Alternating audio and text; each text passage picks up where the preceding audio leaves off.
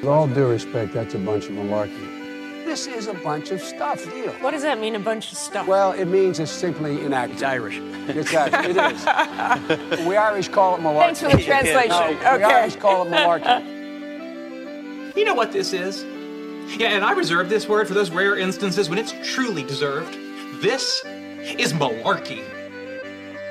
That's a bunch of malarkey. Direct from the King Spring Studios in beautiful Smyrna, Georgia. This is a bunch of malarkey. Now, here's your host, the incredible Charlie McMahon. Thank you to the legendary Scott Shannon for our weekly introduction, and thanks to all of you for tuning in to yet another episode of A Bunch of Malarkey, our 82nd episode overall, so thank you so much. And I failed to mention last week that we passed the 500,000 downloads mark.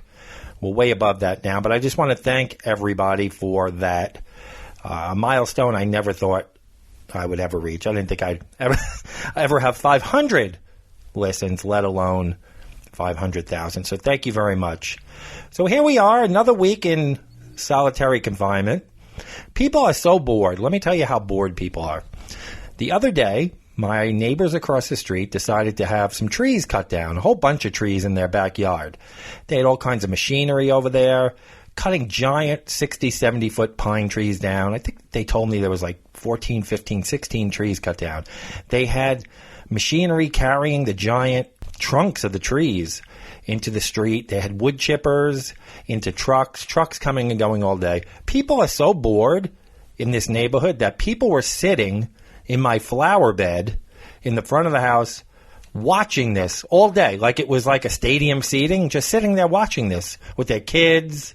You know, I was ready to go out and sell ice cream out of my freezer, popcorn. This is how bored people are. And by the way, they're supposed to have their stumps grinded today. So if you hear machinery in the background at any given point, that's what's happening. It'll add a nice ambiance to the episode. Unfortunately, the King Spring studio is not soundproof. And each and every week, especially around this time of year, I have to kind of record my podcast around leaf blowers, lawn mowers, figure out when my neighbors are going to mow their lawn so you guys don't hear it in the background. So can't help the stump grinding. If you hear some grinding sound, that's just the stumps being ground. Maybe it'll happen during the recording, maybe it won't. And maybe I'll have more spectators in the front yard. But can you believe how bored people are that they actually rounded up the family and sat on my sidewalk and flower beds to watch stumps and trees and tree trunks and branches being ground into sawdust? That's where we're at as a country, folks. But I'm angered again this week. You see every other country, like South Korea, on the road to recovery. Italy's on the road to recovery. A lot of countries are on the road to recovery because they listened. They did what they were supposed to do. This country, I don't know. If I ever was to give up on civilization and people in this country, it's been during this crisis. I give up. No matter what science tells them. I think that people are selfish. They're just going to do whatever they want to do. And they don't care. We are going to see an outbreak and a resurgence of this virus. I guarantee it. Mark my words. This is the beginning of May. Welcome to the month of May, by the way. By the end of this month, we're going to see a resurgence in some of these areas where people just, they didn't care. Showing up with guns at state capitol. I mean, what's going on? I've always realized it, but I really, really realize it now that in this country, money means more than anything. It means more than life. It means more than compassion. It means more than anything. People will do anything and everything for money, and it doesn't matter. They'll sell their mother down the river for a buck. And I realized that during this crisis. Money is the most important thing on the majority of Americans' minds, and it's pretty, pretty sad. Anyway, back to podcast. I mentioned that we passed the 500,000 download mark, which I'm super grateful for. But podcast listenership as a whole is down during this crisis. Now, you would think people are home, they have nothing to do, they're getting tired of Netflix and some other things, so they would be listening to more podcasts, but that's not the case. As this coronavirus pandemic shortens the commutes of most office workers due to a matter of steps, the podcasts that would otherwise fill stretches of subway or car-bound boredom are suffering. Data from measurement firm Podtrac shows audience growth for titles across the board dropped by 15% through most of March, 2% the first full week of the month, 8% the second, and 5% for the week ending March 27th. While downloads fell about 10% during the same time period, they're down about 17% for April. So people are really regimented, and part of their routine is listening to a podcast on their way to work or maybe at the office. And without having to commute and by staying home, people are not listening to podcasts as much. The figures are still up overall from where they were at the beginning of the year, thanks to the medium's general upward trajectory. But the pronounced drop the last couple of months erased a significant chunk of that growth, particularly in a unique audience listenership, which dropped to just 8% for the year to date from a peak of around 24%. Podtrac founder and CEO Mark McCreary said he expects those numbers to fluctuate a lot week by week as workers settle into new remote routines and potentially get bored of the types of bingeable streaming media that may seem like a novelty now. Measures like shelter-in-place orders and the shutdown of non-essential businesses meant to curb the spread of the corona are now expected to last at least through mid-May in many areas. We will see what happens in the weeks ahead, McCreary said. He was watching a talk show and someone said, well, last week we were binge watching Netflix and now we're sick of that and we're on to board games. He said he thinks that's interesting. What are the new day-to-day habits and mini-habits that go along with those, and how do they change over time? So people are getting bored. They're jumping from thing to thing to keep themselves occupied. Hopefully podcasts will have a resurgence. Changes in download numbers between individual categories may reflect some of those fast-changing tastes. While audience growth for news podcasts increased sharply in the first week of March, then saw the slightest decline of any category the following week, then plummeted the next week, perhaps as listeners began to feel overwhelmed by dire headlines. Meanwhile, business podcasts remained more or less level, but saw an uptick last week. All other categories, including comedy, sports, and society and culture, saw steady declines throughout the months. News podcasts have still fueled much of the audience growth for the medium as a whole this year, with 67% higher listenership than last year. They've been up consistently and considerably overall, driven by the publishers in the news category like NPR and the New York Times, The Daily. Download growth across more narrow categories also seems to paint a picture of a listener base stuck inside with family and friends, trying to understand and or seek escapism or solace from an invisible threat. Smaller categories that saw recent growth included science, kids and family fiction, true crime, religion, and spirituality, as well as TV and film.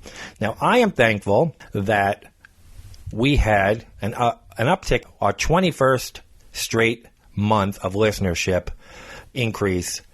So I am very thankful. Although it's not as big an increase as we've had in the past. We were still up for the month of April, and that continued our 21-month straight streak of listenership growth. So I thank you all for sticking with the podcast even during these uncertain times and when your routines are broken. I really, really appreciate it. So maybe for those of you out there that stopped listening to podcasts, maybe you're drinking disinfectants and cleaners. Now, I talked about this last week. The president, although some deny he said it. Here in Atlanta, in the Georgia area, and all over, pictures, posts, and memes mocking President Trump's comment about disinfectants and coronavirus have flooded many of our social media timelines. However, after that statement suggesting injections of disinfectants that could stave off COVID-19, areas around the country reported a spike in calls to poison control centers. The president later said he was merely being sarcastic. On Monday, during a press conference, President Trump said he would not take any responsibility for people using disinfectants, even if they were to die. Director of the Georgia Poison Control Center, his name is Gaylord Lopez, said he hasn't seen an increase in the number of calls. However, he did say 2 men reportedly drank cleaning chemicals over the weekend. One of them allegedly consumed 16 ounces of bleach and was in the hospital for 24 hours. The other person ingested Pine Sol, mouthwash, beer, and pain medicine. Both poison victims are now okay. He believes they drank the cleaning products to prevent themselves from contracting COVID-19. Lopez said he doesn't think it's the president's fault or has anything to do with President Trump. Psychologist Brianna Gaynor said right now people are vulnerable, so leaders shouldn't create more options for people to do things that are unsafe. Desperation kind of goes along with that, and you are willing to try whatever it takes to get you out of this difficult situation.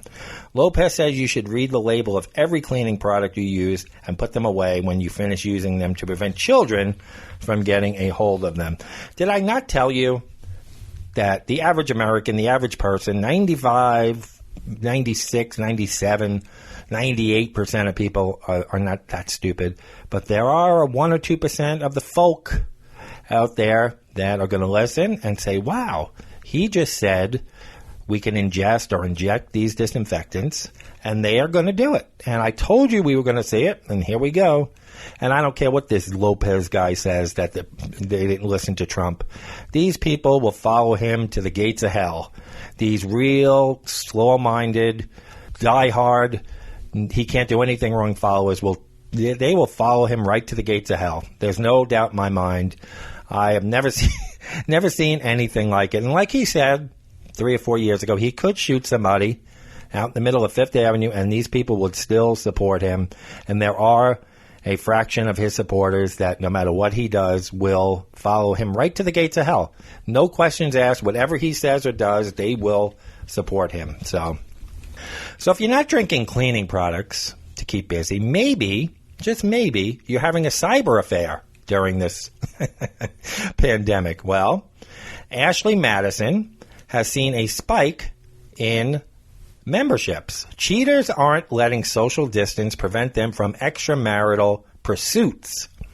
In a new report released by Ashley Madison, the website dedicated to facilitating infidelity among its users, even during the coronavirus pandemic, when married men and women are isolated at home with each other, sign-ups on the cheating service have actually increased.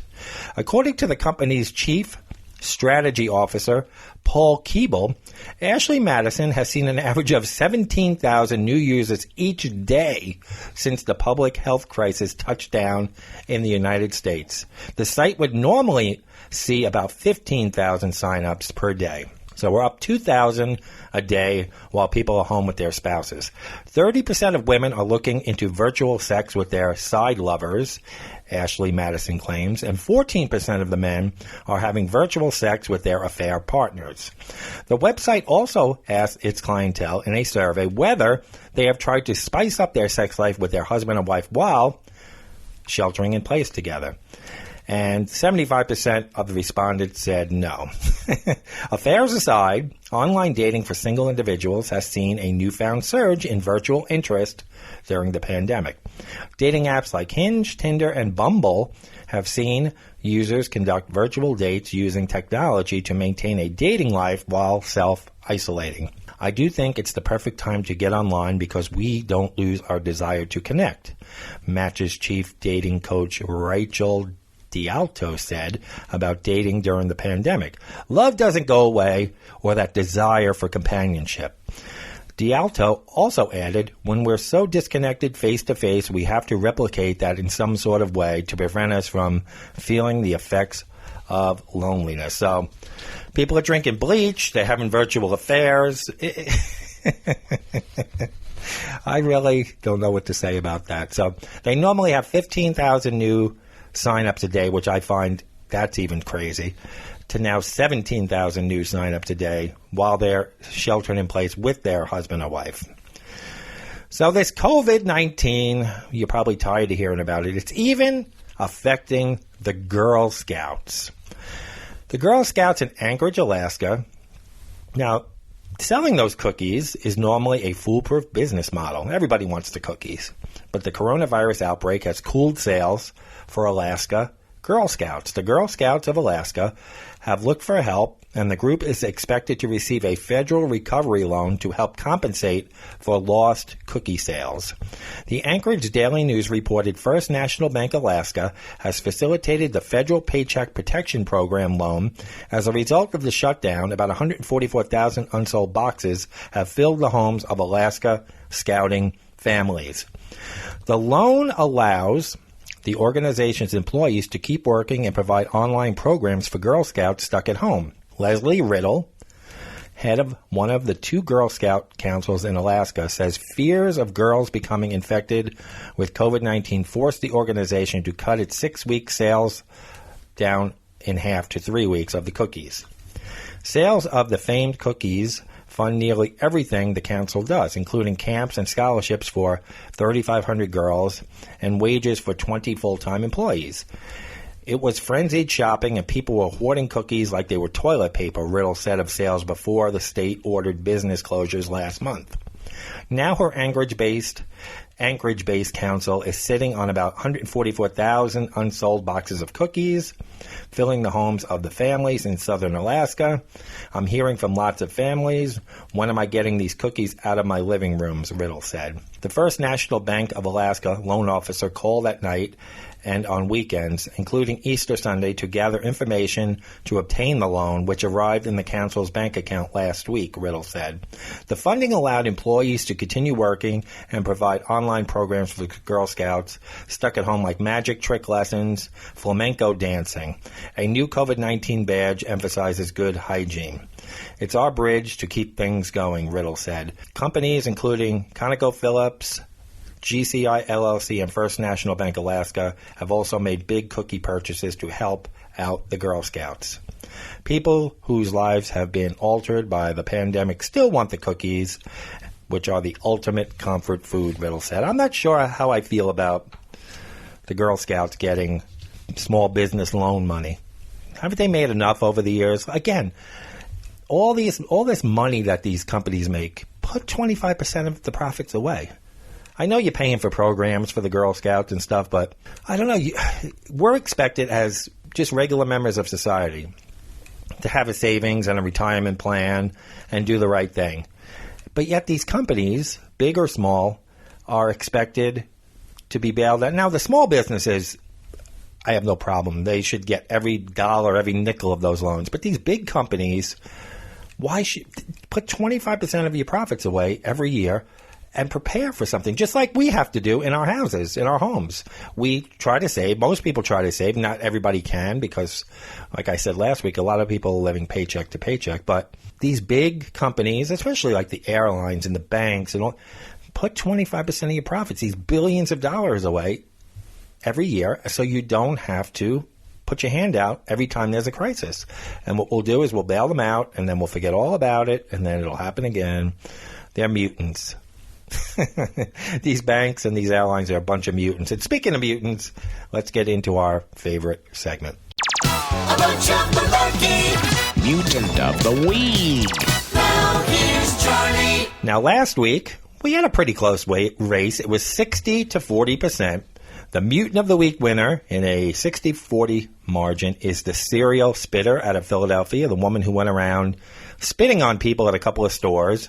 She beat the revealing reporter, the woman who recorded a segment for the local news while her husband was nude in the shower and exposed his naked body.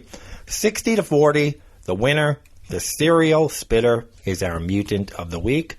So she will wear the crown until one of these 2 nominees take it away from her this week. Now, where do you vote for the Mutant of the Week? Well, it's easy. You go to our Facebook page, A Bunch of Malarkey. Poll goes up on Monday, ends on Saturday. 5.5 full days to vote. Make your voices heard. Share the poll. Tell your friends. Tell your family. Tell everybody about A Bunch of Malarkey and the Mutant of the Week. Our first Mutant nominee, we're going to Louisville, Kentucky, where a Kroger store has been deep cleaned after a woman broke her mandated quarantine and was arrested. Police tracked 37-year-old Kendra Burnett to the Central Station Kroger on Tuesday by an ankle monitor. She was ordered to wear the ankle bracelet after health officials said they could not get in touch with her. While officials thought the monitor was enough to keep her at home, in a controversial Facebook post, a paramedic said the arrest was overreaching. Robbie Smither is a board member of the Kentucky Board of Emergency Medical Services, and according to his Facebook, he is also a paramedic. He shared the news story on the arrest of Burnett Tuesday, saying, "This is tyranny. I wish this lady would have used deadly force against these tyrants, and then a jury nullified the case." The post was taken down as of Wednesday. In a statement of the Board of Emergency Medical Services, although we believe in the protection of freedom of speech, we do not condone speech or actions that promote violence or discrimination. When the news agencies called him on the phone, Smither said he was never his intent, that he believes people have the right to their own personal liberties. This is not a matter of anti-law enforcement. This is me as a citizen speaking in a public forum. He believes there is no due process in Burnett's case. The former Trayton Oak Towers employee shared a public Facebook post on April 11th of an image showing an ankle bracelet. It happened after health officials said they could not get in touch with her after she tested positive for the virus, and they placed her under a mandated quarantine. Police tracked her to the Kroger on 2nd Street Tuesday, where she came in contact with 5 people. She was arrested outside the store and charged with 3 counts, including endangerment. The Jefferson County attorney said this is still an open investigation, but he seeks appropriate action when someone may be a danger to the community, especially during a time of emergency. So this woman, she's under a court mandate to stay home, a quarantine, has an ankle bracelet, still goes out and endangers people. So let's call her the supermarket spreader, because she's out spreading the virus in the supermarket. The supermarket spreader out of Louisville is our first mutant. Although that guy who went online saying all that other crap, he could have qualified as the mutant of the week, but he didn't do the act. So we're going to give it to her, this Kendra Burnett, the supermarket spreader. Our second mutant nominee, we got to go down to North Carolina, where an organizer of a North Carolina group calling on the state to ease its coronavirus restrictions was unable to attend 2 rallies because she tested positive for the disease, that report said.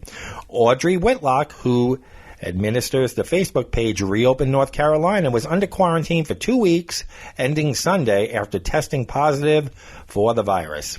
She said, "I remained in isolation/self-quarantine at my home per the direction of my county health department. I have not attended any events for Reopen North Carolina." While the organizer was in isolation, the group held 2 rallies in Raleigh, the state capital, demanding North Carolina Governor Roy Cooper speed up his plans to lift the stay-at-home order, which is in effect till May 8th.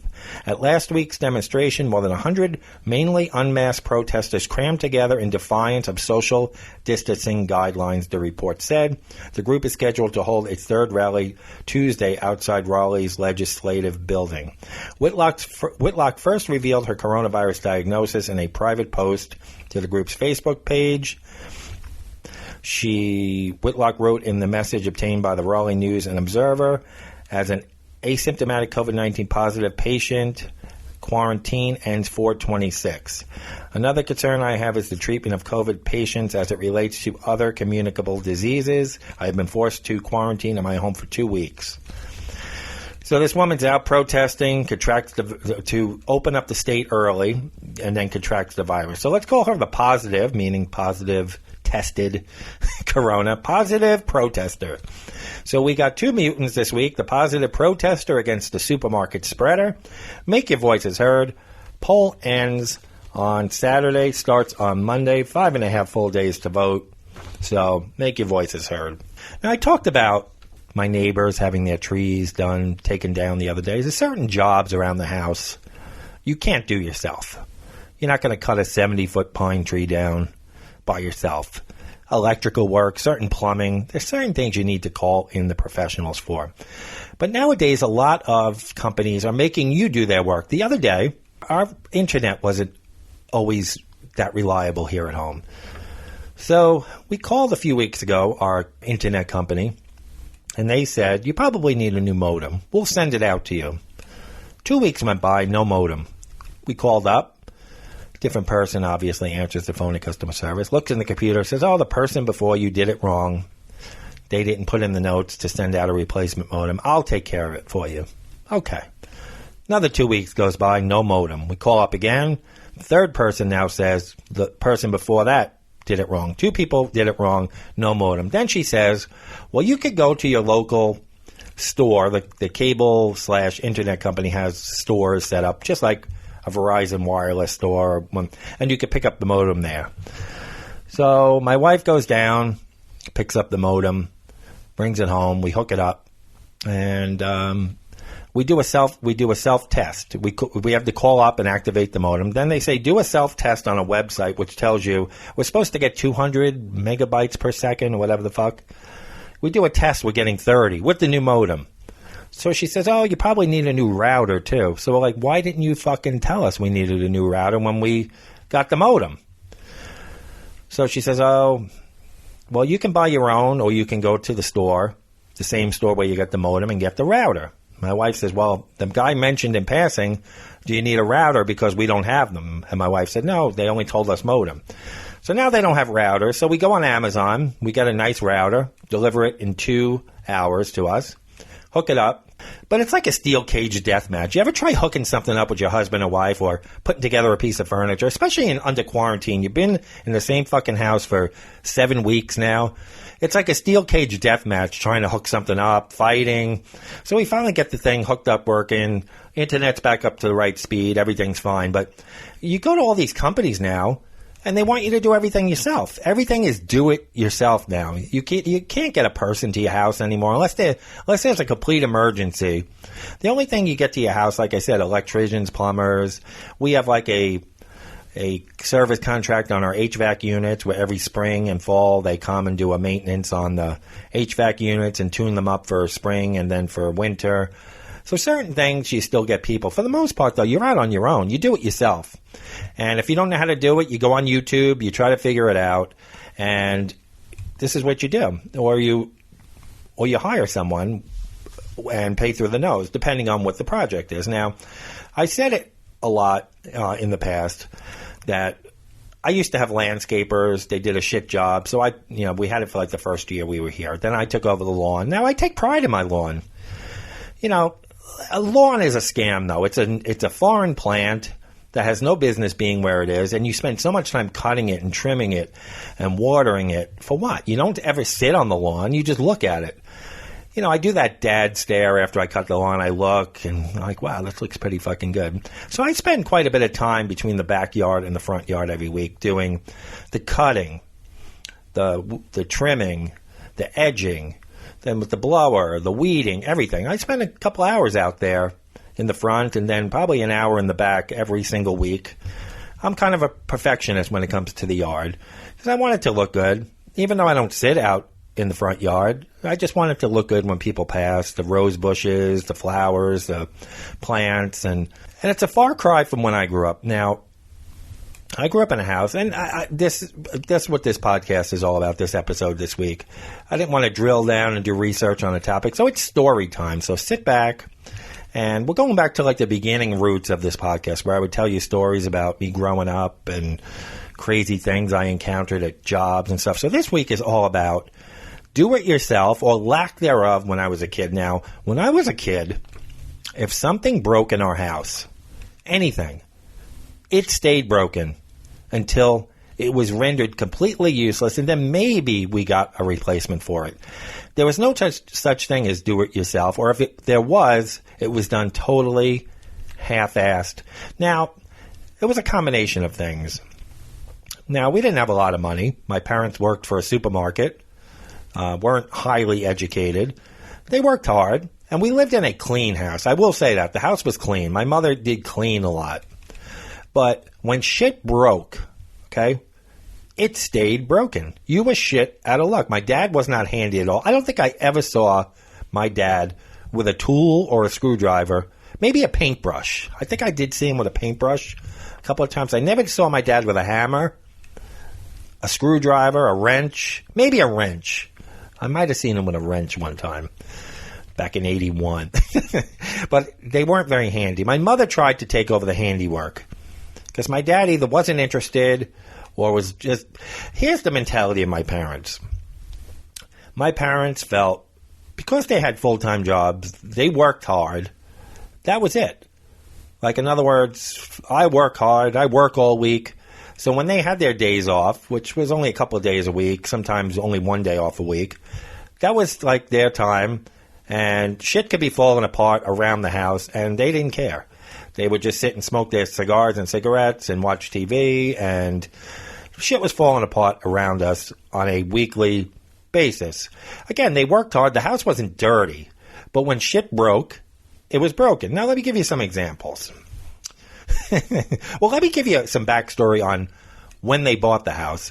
My sister was about 3 years old. I was about 1. My brother wasn't born yet. When they purchased this house, which was built in the 1920s, so now you're talking early 70s, the house is already 50 years old. My dad's father owned property in the town where we grew up in. My dad's father was think of Potter from It's a Wonderful Life, or Scrooge. That was my dad's father. He's very miserable, very cheap, and he owned some property. So my parents bought this house from him. The first 2 years, 3 years of my sister's life and first year of my life, we lived with my mom's parents. And then my parents bought their first house, which was bought from my dad's father. And this house was tiny.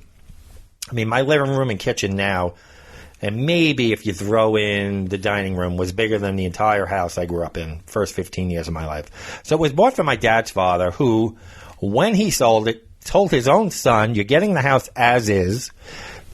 Right before the closing, went in and took all the light bulbs and fixtures out of the house, even dug up the bushes, anything growing outside, didn't want to give his own son anything. This is the kind of guy my dad's father was. So he dug up shrubbery, took out light fixtures, light bulbs, basically took it to bare bones and said, fuck you, it's as is, he told them.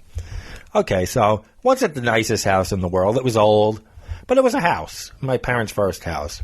So shit just started, certain shit wasn't right from the get-go, and then other shit broke over the years. Let me give you some examples. Now, before we had the house hooked up to the sewer line, I think we had the sewers put in, I'm going to say in the mid-'80s, 84, 85. But before that, we had a cesspool, which certain parts of the country, mostly rural areas now, still have cesspools where...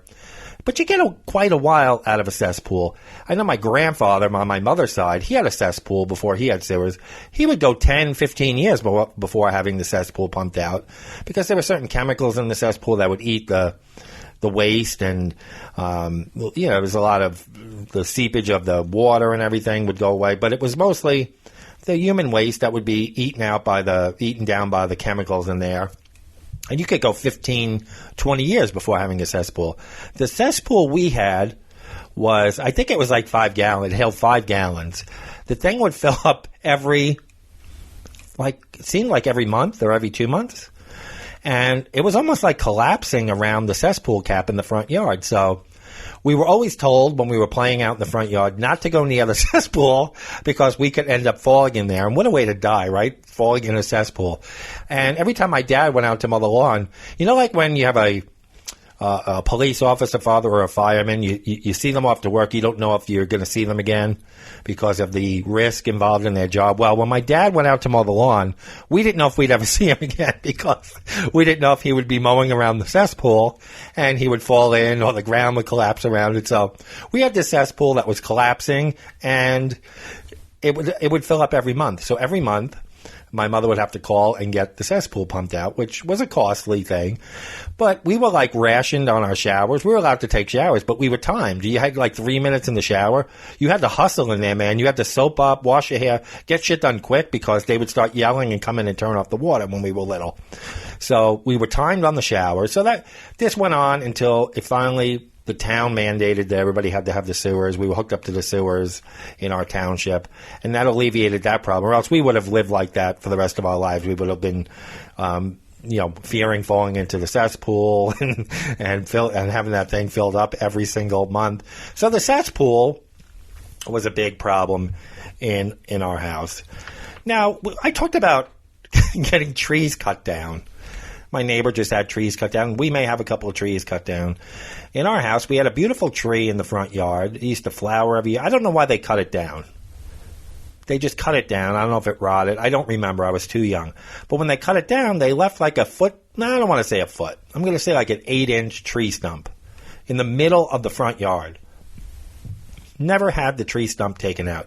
My dad used to mow the lawn around the tree stump. That tree stump was still there when we left, when I was 15, and that tree was cut down when I was a real little kid. Never had the stump taken down. We also had a nice big tree in the backyard. They had that cut down for whatever reason. That stump was 5 feet tall. It wasn't even a stump. They just cut like the top part of the tree off, and then we had like this 5 foot tall tree stump next to the patio, which every year like bees would nest in there because it was like wood for them to get at. It was probably a termite breeding ground, and there was like holes on the top of it. So I remember it was like total white trash. They used to put fireworks in there on 4th of July and shoot bottle rockets out of it. It was total white trash. That tree stump was still there when I left, when we moved at 15 years old. So like, again, shit broke or half-assed jobs. It was always getting a job done. I did a whole episode on this, so I won't bore you with it. It was always a half-assed job by a guy that my parents knew through the supermarket where they worked. It was never like a legitimate go through the yellow pages, get some estimates, and vet these companies. It was this guy at the supermarket where my parents worked knows a guy who is either somebody's brother-in-law or brother that does this work, and that's how we got all these fly-by-night companies coming in to the house to do this work that would leave tree stumps and you name it. So we got the tree stumps. Now, we had 4 dogs growing up. 4 male dogs. Now, nowadays, you have a dog, a male dog, you get it fixed.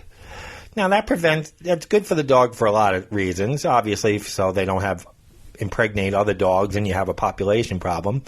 It's also good for the dog's health, and they don't sit and mark everything. When you have dogs that still have their balls, excuse the expression, they piss on everything.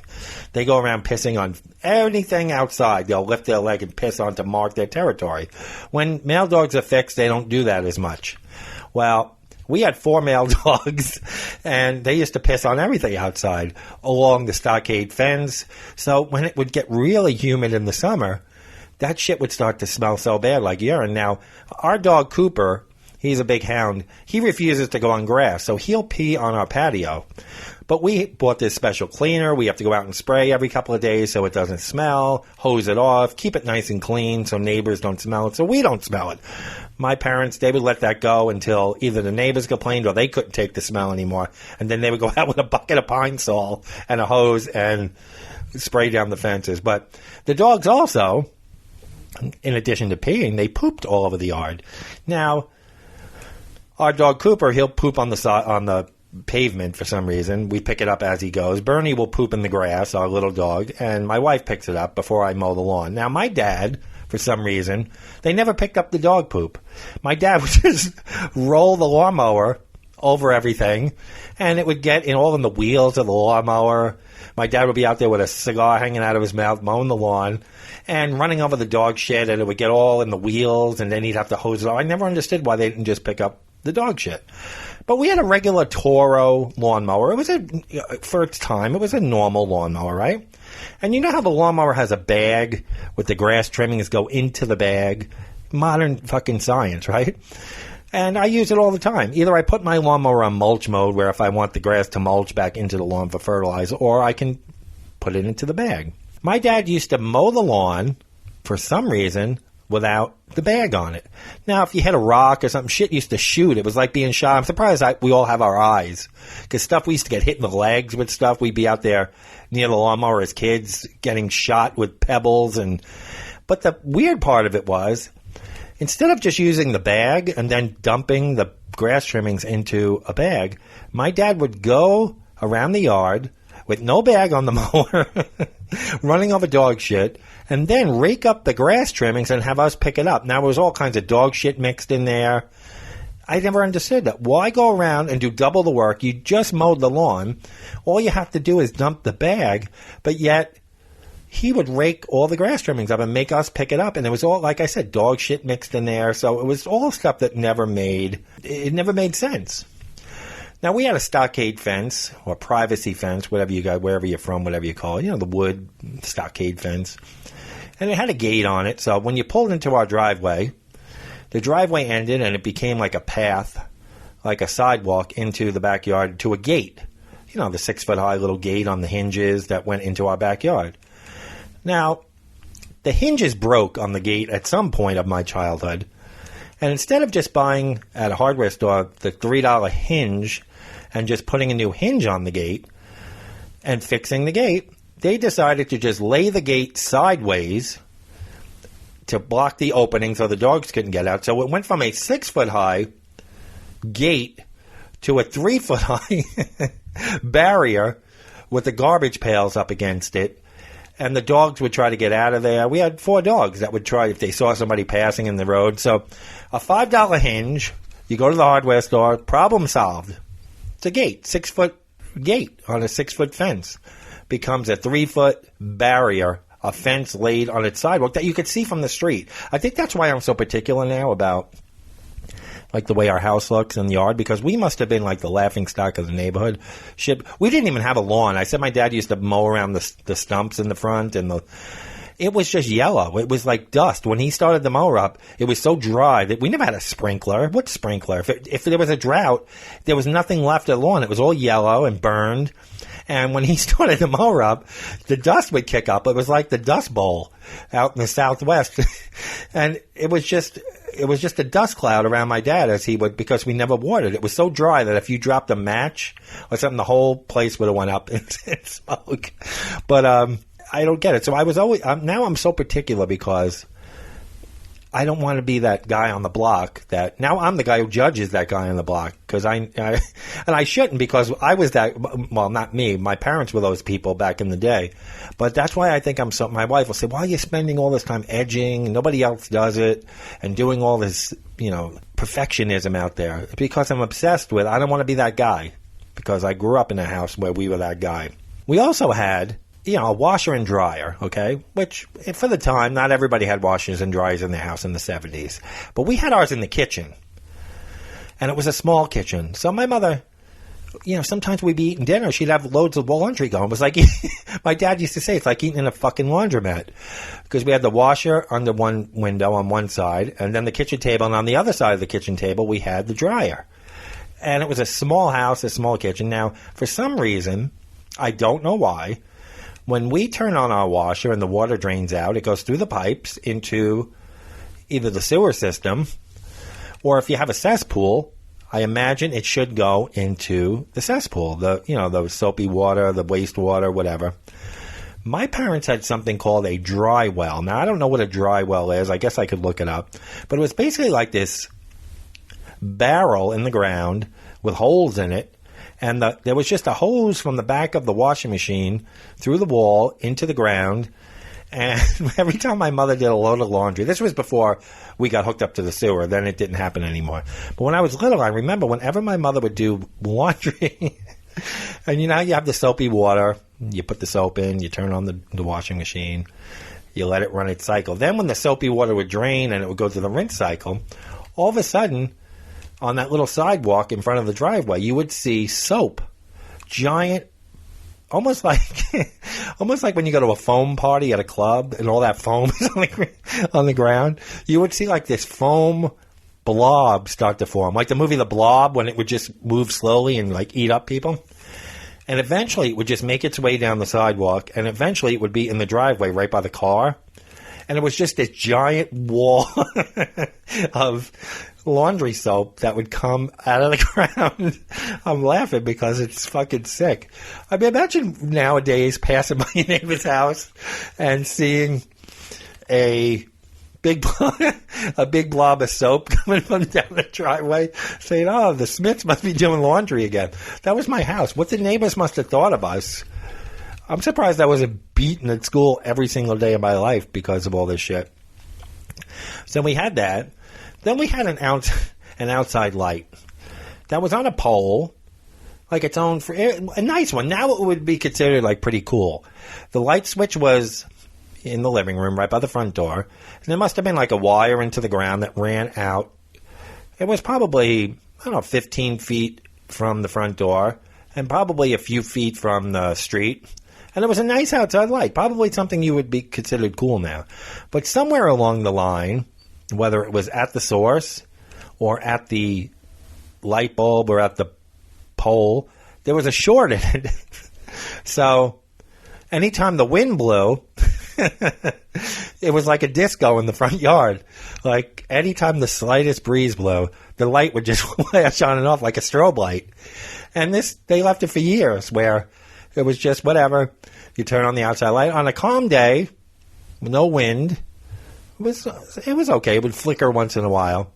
Any slight breeze whatsoever, it would just flash like you were at a discotheque in the front yard. So that was something that was never fixed. You ever play the game Jenga, where you pull those wood pieces and you try not to knock the whole pile of wood down? Well, we had that with pots, like cooking pots and pans. We didn't have a cabinet for our pots and pans because we had a small kitchen. We had, cabinets for our food and dishes and things like that, but we didn't have a cabinet big enough for pots and pans. So the solution was there was a corner of the kitchen where the sink ended, and then you know how it's supposed to be like an L and make the turn and then be other counters or something, but that's where the washing machine was.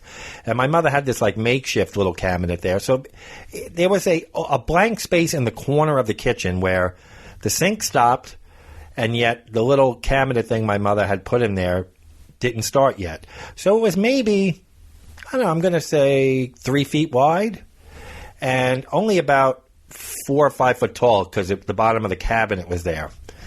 My mother decided that was going to be a corner where we would put our pots, and she put a couple of folding chairs there and then stacked the pots by size, like large on the bottom, and then it got smaller. Now, if you needed a pot that was big, you couldn't just walk up to the corner and bend and get it because you had the cabinet blocking it on one side and the sink blocking it on the other side. So all you could do is like reach over and bend over into the corner.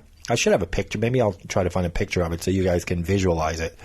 And it was like a game of Jenga. If you needed a big pot, you had to try and get the big pot from the bottom without knocking the whole series of pots over. Because if those pots fell, you pretty much needed like a broom handle or something to reach them, to pick them up, to restack them, because you couldn't get back there because the sink was there, a solid fixture, and a cabinet on one side. It was just a little corner. So it was like a game of Jenga and then fishing. If you knocked something over, you had to get like a broom handle or something to. So that was a game of Jenga. Every time you needed a good-sized pot to cook something or do something, you had to like play a game of Jenga.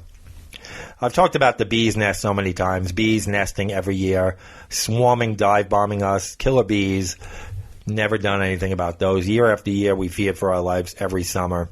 My parents would also put, because they thought it would save energy, plastic, almost like a plastic wrap, but it was specially made for windows, where you would put the plastic over the screens of the windows on the outside of the house, and then take a hairdryer or something, and it would make like a vacuum seal. And my parents would do that in October, and then they would take it off in like April, May. So basically from October, around the time the World Series ended, until the first game of the season in April, basically the whole off season of baseball, you couldn't see outside your window. You were like a fucking prisoner all winter because they felt that this saved like money because they were old windows from heat escaping. So you were basically like in a jail cell. Actually, jails probably had better views than we had. For like 6 months out of the year, you couldn't see out the windows. So we would poke like holes so we can just like put our eye up to it and see what the hell was going on outside from, November through March, April. So we had plastic over the windows. We had a bathroom cabinet. Okay, regular vanity where you had the sink on top and just a cabinet on the bottom that swung open. That you would put, your supplies, whatever you had in there, deodorants, powder, whatever you wanted to put in there. And now we had, like there's a latch that when you close the door, it latches and closes. The latch was broken, so my mother's solution was to slam the cabinet as hard as she could to try and get the thing to stick and close. Not like, let's go to the hardware store and get a $3 latch and take the screw out and replace the screw. And our bedroom backed up to this cabinet. So you would hear her in there in the morning getting ready for work and just slamming the cabinet until it finally stuck, instead of just getting a $3 latch. And that lasted the whole time we were at the house till I was 15. You would hear that thing slam. She would do it like 10 times in a row until it finally stuck, instead of just going to the hardware store getting a latch. So we had the slamming of the whole wall would shake. You felt like you were, I don't know, like there was an earthquake. We also had a wall in my bedroom right next to my bed, which backed up to the chimney, and it was an old cinder block chimney, and there must have been a leak behind the chimney where water was getting back there. And instead of getting it caulked and done, water would go in there. And in the winter, well, it was starting to have a little mold form on the wall, which was unhealthy as it is because it was right next to my bed. But then, because there was no like insulation back there, I guess, in the winter that water would freeze. So there would be a solid sheet of ice on the wall next to my bed. So like I would stick my foot out by accident out of the covers and hit that icy wall in the middle of the winter. It was basically like a skating rink on the wall, where it was just a thin layer of sheet of ice on the wall. Never got it fixed. It's no big deal. That's okay. We also got a new window. We had a bay window in the house, and it rotted out. They actually fixed that, I'm surprised. But they replaced it with a nice window, and they had to put new shingles around the window. But they didn't match. They were like the raw shingles. Our house was white, but the shingles they had were brown, which I guess are the natural color. So all we had to do was paint them, to match the house. Those shingles stayed brown until we sold the house around the new window. It was like a white house with, I think, red trim, and then we had brown shingles around the new window. Instead of just throwing a coat of paint on them to match the house, those shingles stayed brown for years until we sold the house. How hard is it to grab a gallon of paint? And I look back now and I'm like so embarrassed. I couldn't imagine half my house in the front being, our house is like a beige, I guess. I can't imagine like part of it just being red. And just saying that for years. The hell with it. Like, just get a can of paint and paint around the window. The dryer, I mentioned the washer and dryer in the kitchen. Now, if your dryer door doesn't shut, how you shut your dryer door, it makes like a snapping sound, it closes, and then you could start the motor. Most dryers don't start unless the door is fully shut. Well, some type of, I guess it's the latch of the dryer door too, broke, and the dryer door wouldn't stay shut. So the solution, not to get the part or call a repairman or just go to the hardware store, the solution was to get a roll of masking tape, and every time you put a load of laundry in, you put the piece of tape on the door to hold it shut, started the dryer. When the clothes were done, you peeled the tape off. You got the clothes out, you folded them, and then the next load, you got another piece of tape. It probably cost more in tape over the years than it would have cost for that like $5 or $6 part. But I'm telling you folks, nothing ever got fixed in my house. Birds would nest in like the overhang of the house. You would hear them nesting in there, pecking, chirping, never called anybody. The birds took over the attic in the house. Our front door, true story, the front door to our house was warped. It was like, for some reason, it warped over the years from the elements. Now, when a door warps, you can either get a new door or you can get like the door shaved so it fits properly again. But due to that warping, you couldn't just go to the door and pull it open. You had to use such force where you had to have like 2 or 3 people pulling on the door to get it open, from the inside. And from the outside, you had to like push with all your might, like throw your shoulder into it like you were making a block in the NFL. But due to that fact, the door lock wouldn't line up, so we couldn't lock the front door. So we would leave all day, all night, with no lock on the front door, worried that we were going to come home from school and work and our house was going to be robbed. But they probably couldn't get in anyway because you needed like a linebacker and their shoulder thrown into the door to get the door open anyway.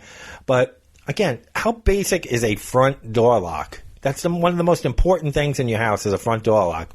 Door didn't lock. You think they fixed it? For years, we threw our shoulder into that door trying to get it open. Never had a fucking front door lock. If your door, right now, think about it. Your front door doesn't lock. You're calling someone or you're going to go to the hardware store. You're going to get a lock. And we even had a back door. The back door, I think the bottom panel of the back door, the glass broke, and they put a piece of plywood on it and never got the glass replaced. A piece of plywood on the back door. Get a fucking... How much does a piece of glass cost? I know we didn't have a lot of money, but how much does a piece of glass cost? I don't know, folks. This is what I lived through my entire life. Now, you think of a cookout, right? Everybody, we all have grills now, propane grills. My mother was scared of gas for some reason, didn't believe in propane grills. Even as we got older and we moved out of the house, we would go to her house as adults. She would have an electric grill. Electric. Where you plug it in. It took like one time my brother and I went there for Father's Day or something, and we're going to do a barbecue for my dad. It took like 4 hours to grill hamburgers and hot dogs because it was such like a weak coil. But my mother didn't believe in propane for some reason. So she used to buy these cheap grills in the supermarket that were on stands. It was probably like 4 feet tall. And every year she would put it together and get a new one every year because they were so bad they would rot out after a year from being used and sitting out in the rain. They were made of like cheap aluminum, so the whole thing would rust out. And she would put it together with a butter knife, and we'd put it in the backyard, and these things would rot out in no time. They would fill with water when it rained. There was no cover for it or anything. They would leave the coals in there after a barbecue for a week. It would be like muck in there. We'd have to scrape it out before we did the next barbecue. And it was never balanced right. If you put like a London broil or a steak on it, if you put it on the wrong way, the whole grill could tip over. So you had to, it was almost like an airplane. You couldn't take off until both sides of the plane were balanced correctly. So if you put a hot dog on one side of the grill, you had to put a hot dog on the other side of the grill. It would tip the wrong way. But we had mint. This is what I don't understand either. We had fresh mint growing in the yard. Sounds refreshing, right? You mint julep. People grow mint, right? But the mint was just growing wild in the backyard. And I told you about the dogs pissing on everything. You think they stopped and said, oh, wait, that's mint. Let's not piss on that. So my mother would be making like a London broil, whatever, and make a marinade. And she'd yell out the back door window, pick some mint. And I'd be thinking to myself, the dogs have been pissing in this mint all day, and now you're going to make a fucking marinade out of this. And I would bring it in, and she would make this marinade. I'm thinking to myself, like, this thing is grown on dog urine. And she would just, I mean, it's just sick. We couldn't even have a garden, away from the dogs.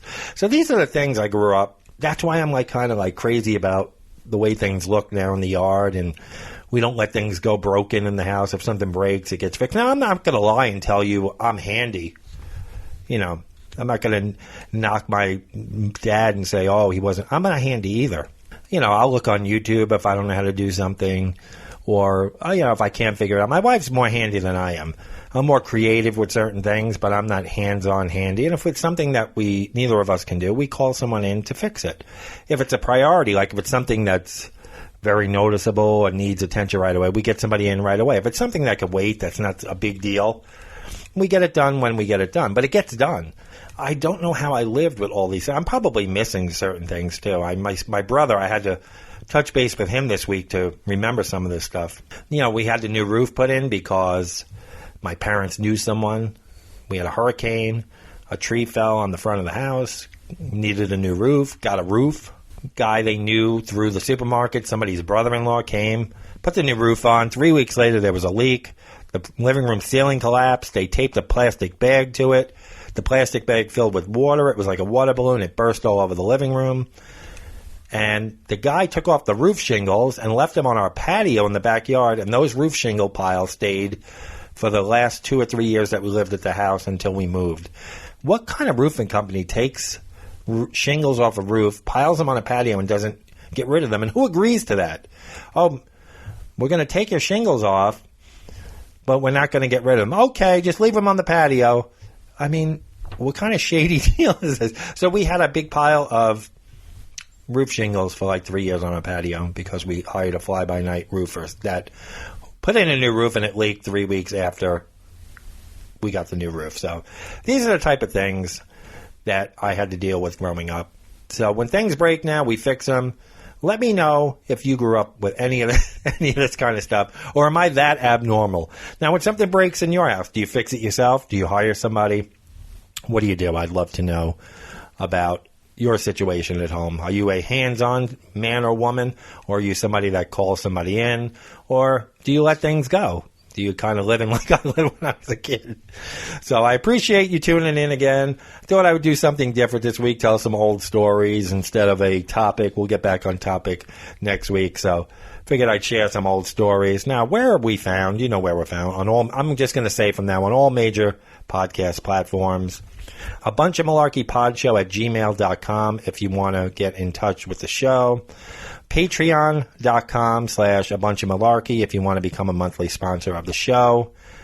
$5, $2, $1, whatever you can afford. I know times are tough right now. My book is still selling. Sold a few copies this week. A Whole Lot of Shenanigans. If you're still stuck inside, you want something funny to read, go to Amazon. Type in A Whole Lot of Shenanigans if you want some funny stories. Sold some more copies this week, so thank you very much.